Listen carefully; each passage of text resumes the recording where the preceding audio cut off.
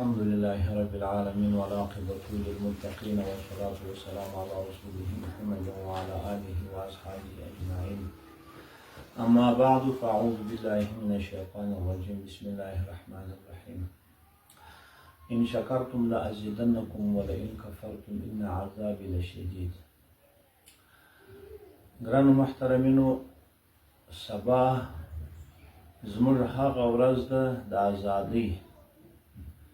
تاسو باور وکړئ چې هغه نور زموږ د افغانستان خلک وایي پلانې کال فتح راغلی ازادي پلانې.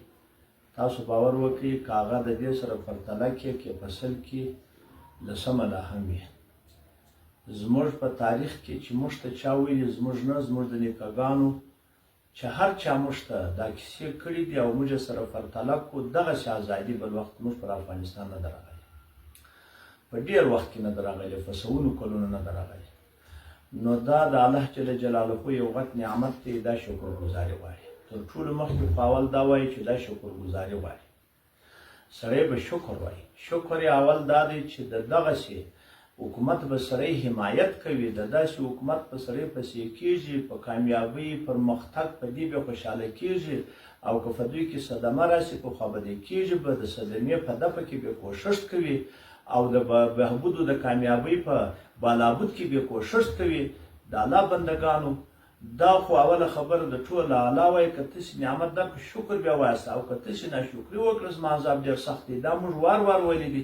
سخت عذاب دا دی، دنیوي عذاب ورکوي مخروي. ګرانو محترمینو، زموږ استاسې اسلام و هغه څه سو زما په دغه ځای سر نه خلاصېږي. تاسو باور وکړئ چې هر څه فکر زه دې ته ووایم چې دا ولې زموږ په دا بعضې خلک هغه یو بیخي هغه ګمران سیکولر چې هغه بیخي ګرسره په یوه خبره د اسلام نه پوهېږي، هغه که پر امارت انتقاد وکړي، پر امارت باندې اعتراضات وکړي، سوالات وکړي، هغه خو د ده کار دی. دا نور خلک څنګه نه دي خوشحاله؟ سبحان الله. دا زموږ صفتونو کې هغه په داسې وخت به راغی په ورځ به زر کسه شهیدان وو، هغه تکلیفونه هغه بل امریکایان کفار نور وطن ته راغلي، د دې دفاع وسول او دا مات سول، دا په ماته ولاړله، دا کامیابي وسوه. نو ګرانو محترمینو، تاسې شکرګزاري وکړئ. شکرګزاري دا دی د ټولو اوامرو حمایت وکړئ او په خوشحالۍ ډېر سخت خوشحاله شئ. سبا ورځ د خوشحالۍ ده، دا زموږ د فخر ورځ ده. ټول خلک باید چې وس یې کار وکړي، راووځي په دې کې برخه واخلي او هر سړی خپل د خوشحالۍ اظهار وکړي، حتی چې کالي یې نه وي په وسه وي، حتی چې لنګوټان یې په وسه وي، حتی چې هر څه یې کار یې په وسه وي، باید دا کار وکړي او راووځي خلکو ته ځان ښکاره کړي. دا یوه خبره مې کوله. دا خو سبا یو داسې ورځ ده. دویمه خبره دا دوې خبرې ډېرې کوم. یو پروش کال هغه د رئیس الوزرا خط راغی چې دا علما دي یو پر بل اعتراضات نه کوي، او یوه مسله که یې وویل چسپه دا بل دې چسپ جواب نه وایي. ګرانو محترمینو، پر هغه ځای وزیران ناست و، شیخ ندا محمد صاحب او شیخ خالد صاحب د امر بالمعروف او هغه مولوي هغه عبدالرحمن صاحب او دغسې نور د خلک هم علما وه. دا راولاړ شو، ما په هغه ورځ ورته وویل مال دا خو بالکل بس ټیک ده، تاسې نورو علماو ته ورسئ، هغو سره ګورو سره خبره وکړئ. دا خو موږ چې څوک وایي ما عمارت منلی دی، بیا خامخا په ټول امور کې پکار کوي چې هغه د شریعت موافق وي. چې د شریعت مخالف وي هغه موږ امیر خپله امیرالمؤمنین حفظه الله شیخ دی، هغه ملا دی، نو هغه راولاړېږي موږ په داسې کار نه امر کوي چې چیرې په امر کې د خپله تقریر کړی دی چې ما په کار مه کوئ نو خو نیکو. هغه خو داسې ځای که راغی هغه په نورو ځای کې په کار وکړي. ګرانو محترمینو، زموږ په وطن کې شراب نشته، زناکاري نشته، زموږ په وطن کې رنډې خانې نشته، زموږ په وطن کې سبحان الله هغه لواطت خانې نشته. تاسې ورسئ هغه نورو ځایو ته ورسئ. پر هغه عمارتو حکومتو علماو هغه صبر کړی دی چې په هغو کې لواطت خانې شته.